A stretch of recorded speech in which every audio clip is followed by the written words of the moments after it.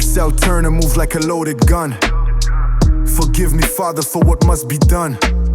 Cold heart, cold streets, no holy saint. Just a heavy bleeding picture that my... Alright, so today I want to talk about something I've been sitting with for a while. And it's an author I've been reading called Derek Jordan. Now, I'm not coming at this like a formal review or anything like that. This is more of a, let me tell you what I've noticed type of conversation. Because his work, it stays with you differently. Not in a loud, dramatic way, but in a quiet way. So at first glance, if you just look at summaries of his books, you would probably categorize it pretty quickly. Urban fiction, crime drama, street survival stories, stuff like that. And yeah, that's technically there, but that's not really what you're reading. That's just the environment. What you're actually reading is pressure. Human pressure. And what I mean by that is this.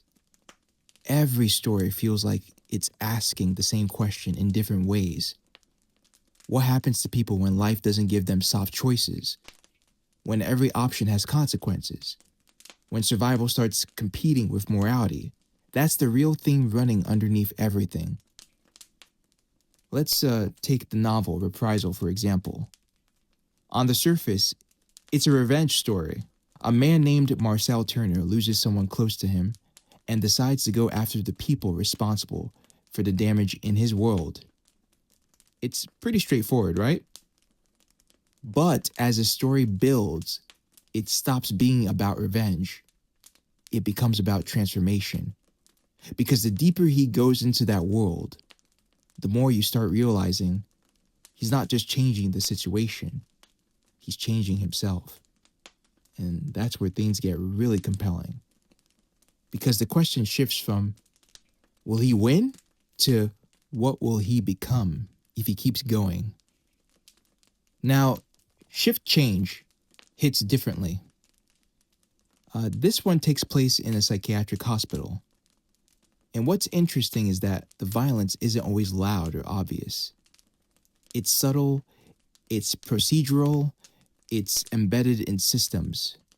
People trading favors, power being misused in quiet ways.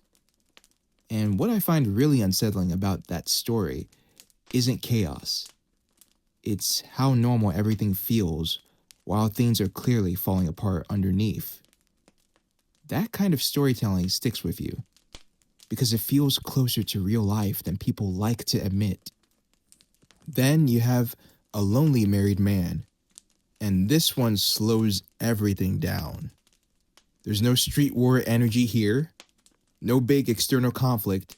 It's internal, emotional, personal. And honestly, it's probably one of the more uncomfortable types of stories to sit with because it deals with temptation, dissatisfaction, identity, and the quiet breakdown of connection between people who are supposed to be close. And again, it circles back to the same idea. Pressure. Just in a different form. Even in a shorter work, like Drought, you see the same pattern. You take people, you remove comfort, you limit resources, and suddenly personality changes. Not dramatically, but subtly. And that's usually how it happens in real life too.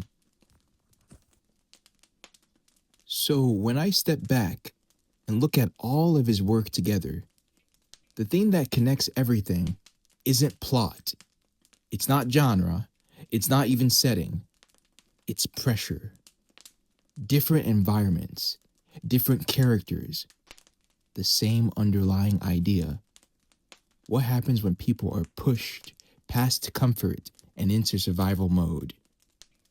And I think that's why readers connect with it more than they expect to.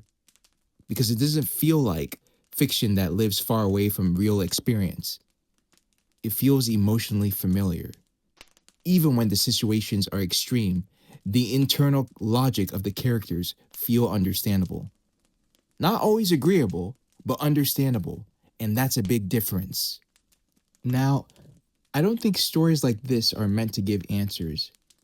I think they're meant to do something else. They make you sit with uncomfortable questions, such as, how far would I go in that situation? What would I protect first? What would I justify if I had no other options? And those questions don't really leave you after you stop reading. They linger. So yeah, that's where I'm at with Derek Jordan's work right now. Not just as stories I'm narrating or reading, but as stories that feel like they're examining people under stress. And if you're someone who likes fiction that's a little more grounded in consequence, a little more human, a little more psychologically heavy, then he's definitely an author worth paying attention to. I appreciate you for sitting with me through this one. If you enjoyed this kind of breakdown, where we slow things down and actually sit inside the storytelling instead of rushing past it, you're in the right place.